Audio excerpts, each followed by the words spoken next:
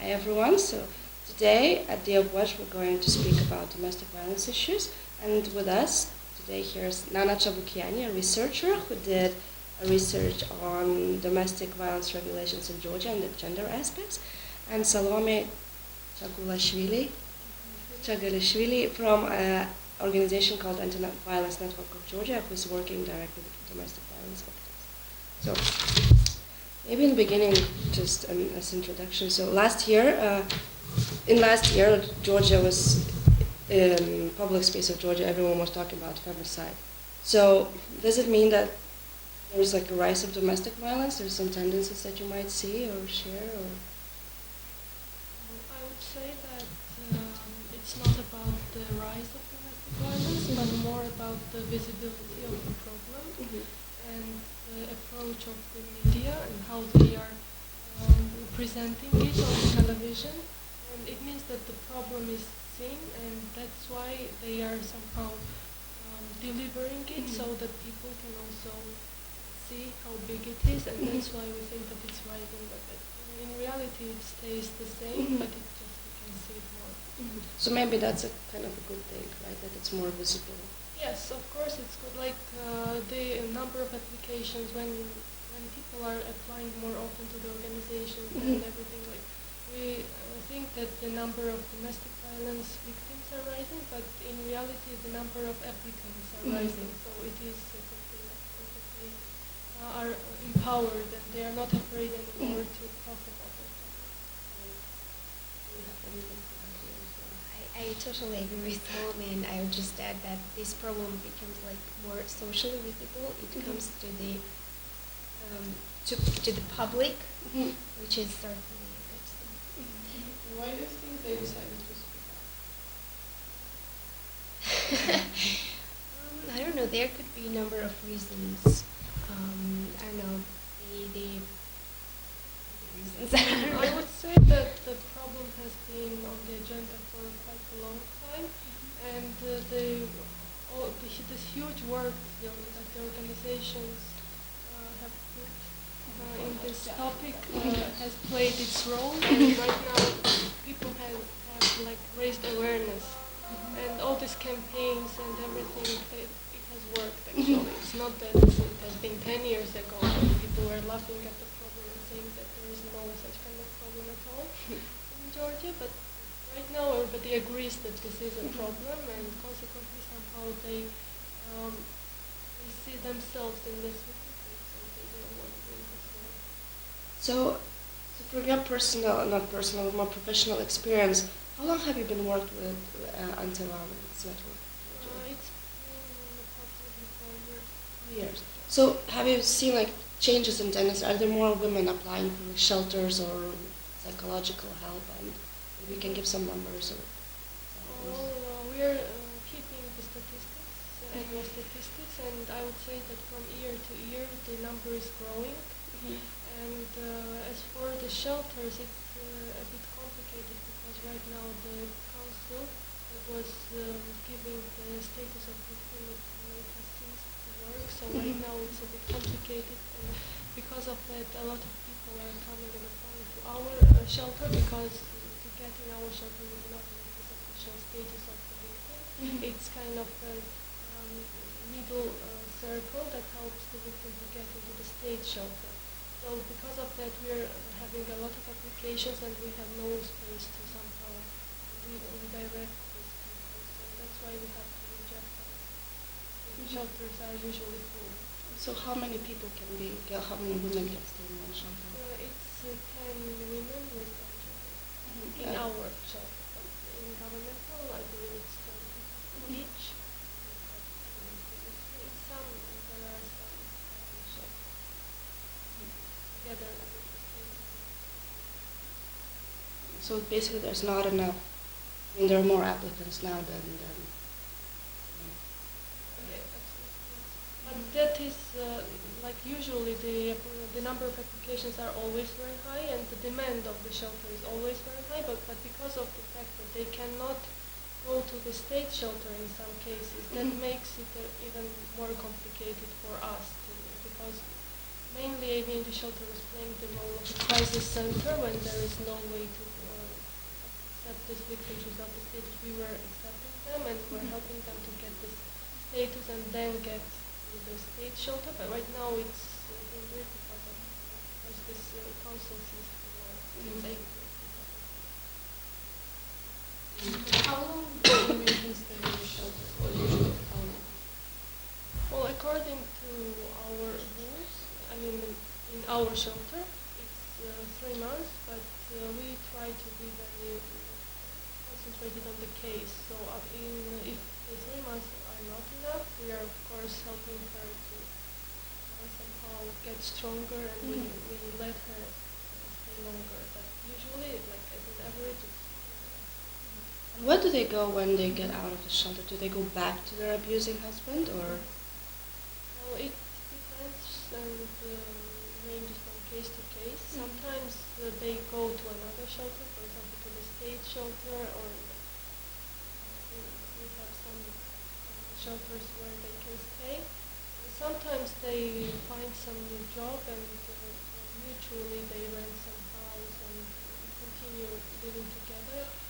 But there are many cases when they have to get back to their abusive husband because of the social accommodation that they are living in. Because 3 months are not the timing for women to start their lives.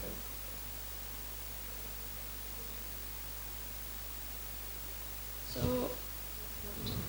basically, statistics say that still from 2010 research, it was like 78% women think that domestic violence abuse, domestic abuse is private family business, so they don't actually ask for help. So do you think it's already changing, or still these women who comes just a tip of an iceberg? I think that this is a case of a research still because I don't think that enough time has passed from 2010 to see like huge changes, but as long as the awareness about the domestic violence is raising and a lot of organizations are working on this issue, I believe that it is changing for good. So we are somehow starting to come.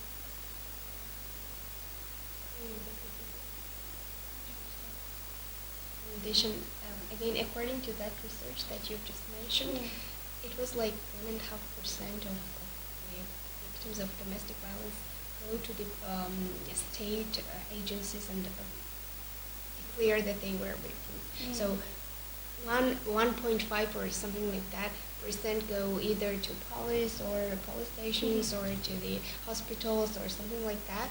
So even if the number increases slightly, still the total amount of those women who are victims of domestic violence is still very low. I mean, those who are victims and who apply to the state institutions is very low. So why is it like that? I mean, especially when the public starts talking that that's a problem, it's nothing to be ashamed of.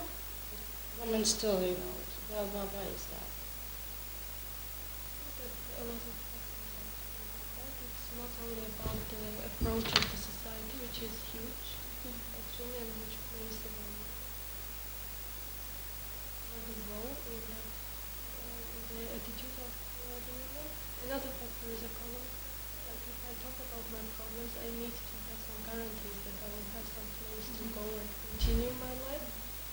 And another factor can also be fear, because usually it works like that. Victims have very low self-esteem, and they are afraid that if they talk about it, the abusers will basically kill them. And that was the case in 2014. We've seen a lot of cases that abusers are killing them.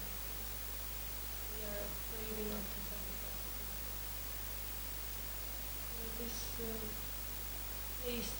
safe space for victims everybody is very important, so that they can problems and not to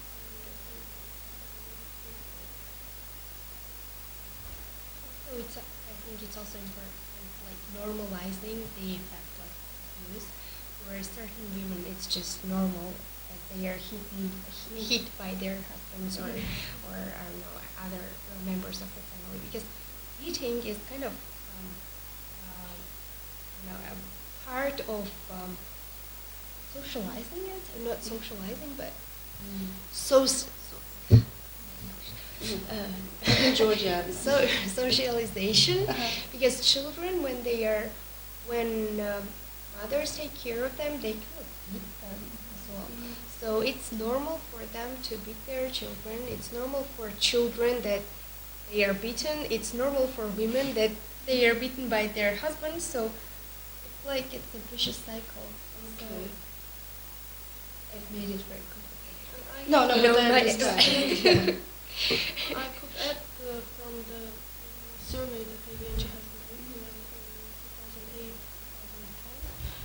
For example, in Gaheti, there was a huge number of victims that declared that the indirect questions were used, and the results of the direct question and the indirect questions were very different. So when asked indirectly, it appeared that the majority, in fact, more than 90% of them were the victims of domestic violence.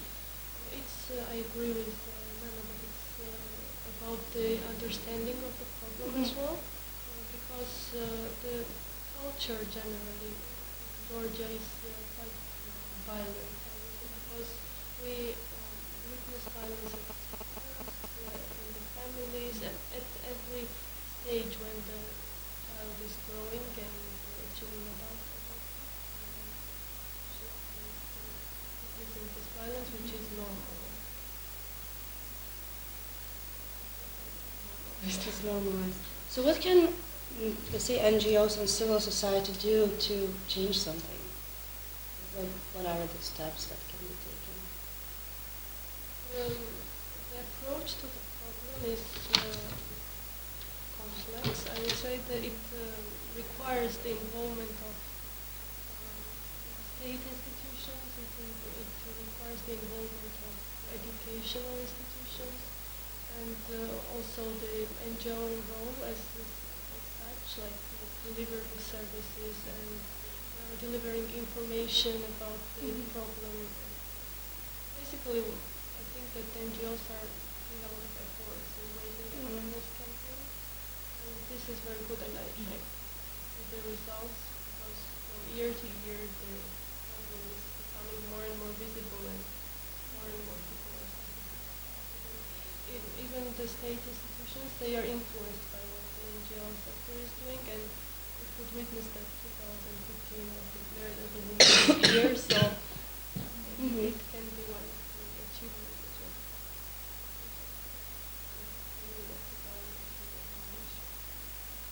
If I may jump in. There still is some kind of gap between what NGOs do and what the state institutions do, because NGO work is somehow, they can do a lot, but they have to be connected with the state institutions, because only, as Salome said, only with these joint efforts can the problem be overcome. But yeah, I think I remember one again research in 2011 it was conducted. It was exactly about how the cooperation between the state institutions and the non-governmental organizations go, and I think it showed that there is this gap. I'm not sure about recent developments, however, there can be. Though there are very positive changes on the state level still. So talking about the changes in state level, you did a research about on domestic violence regulations in Georgia, right? And basically, the main conclusion was that domestic violence is not viewed as, in terms of gender equalities, as something gendered. So women per se are not considered primary victims, right? So can you just talk? Sure. So the aim of this research was to analyze the policy documents in order to find out whether the state policy is gendered or not. So the idea is that domestic violence is a gender problem. So the violence is based on the inequality between the two sexes, and we decided to have a look at the policy documents, at the policy of the state, to find out whether they also perceive domestic violence as a gendered issue. So we've analyzed the law on domestic violence, the amendments of law, the action plans, and also we've analyzed the law on gender equality. And we try to see what are the connections, the gender equality policy and domestic violence policy on the state level. And just to talk a little bit about methodology, we've used so-called policy frame analysis. This is a methodological tool which was developed in the Western countries and also used to analyze in the European countries in terms of how gender domestic violence is. And there you could have a look, like there are different frames. I would say we've used gender continuum frames. There you have like 3 frames. We can call them like 3 boxes. One is gender equality frame, which means that domestic violence is perceived as a problem, which is on the level of like social structure, like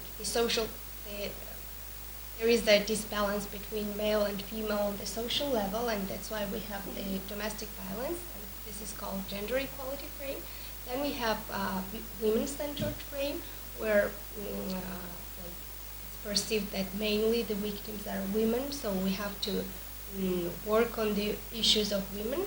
And then you have the degendered frame, which means that domestic violence is just violation of individual rights. So basically, it's not gender sensitive. And after analyzing our policy documents, we found out that all documents were totally degendered. So it is perceived that any person can be victim of domestic violence, regardless of their sex. And also, like,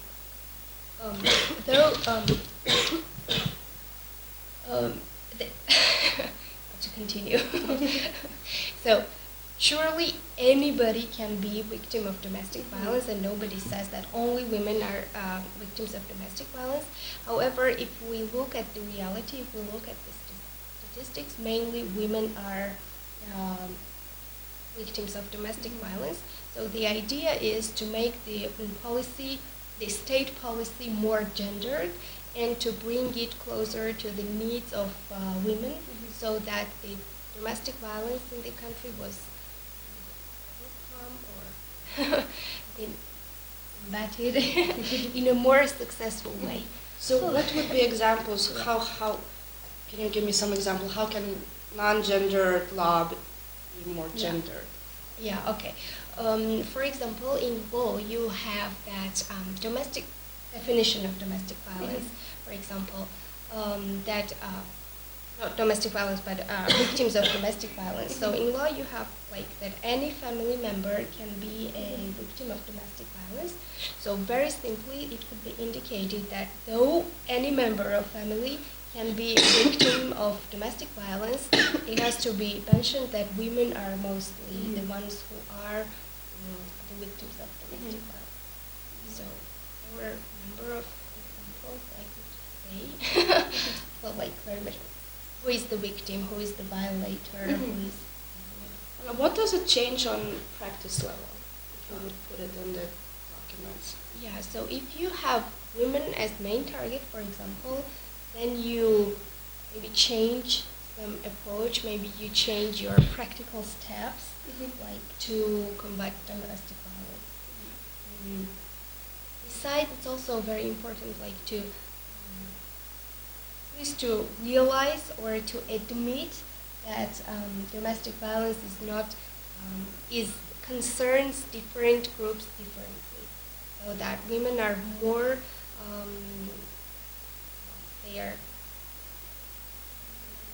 exactly more vulnerable to this problem. So so on the one hand it has impact on implementation process, but on the other hand it's also like declaring that this is so. Like, it's also important, I think. Yes, and I would add that it's also important to have the declared the policy of the government that it sees the problem and it reflects it in the legislation that domestic violence mainly concerns women. So there is a need to have some programs or rehabilitation or social programs that would be oriented mainly on women and that would make their lives easier. What do you think about this new policy in Interior Ministry? They launched this anti. Yes, Campaign. say no to violence. Yes.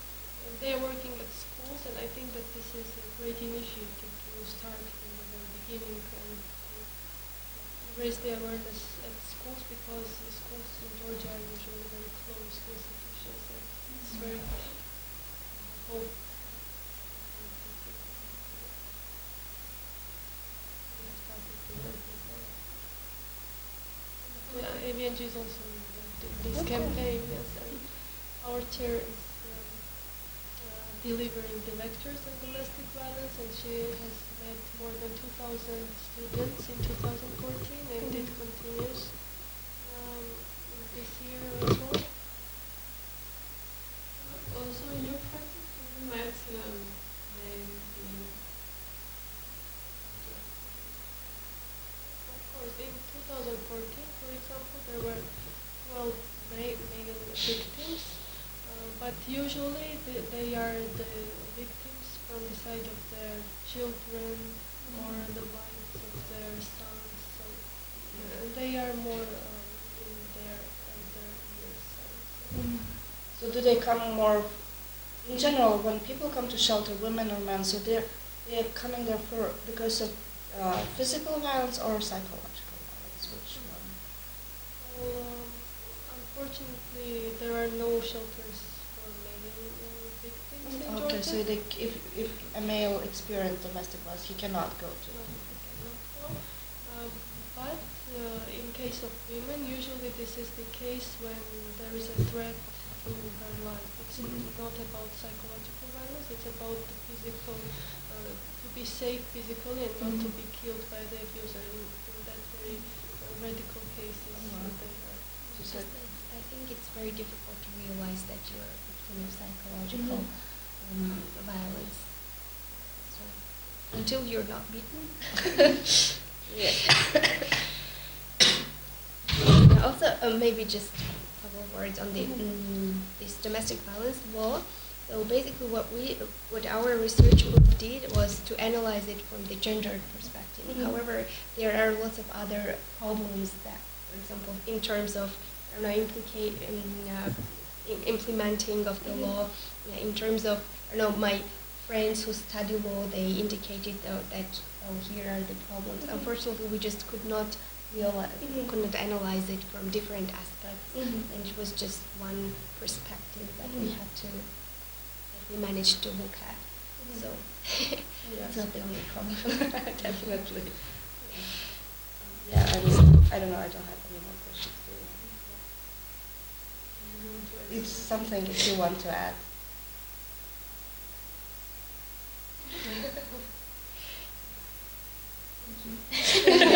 Thank you. No, thank you guys. Yeah. Yeah. Cool. Yeah, and so do you have statistics from ABNG on the webpage? So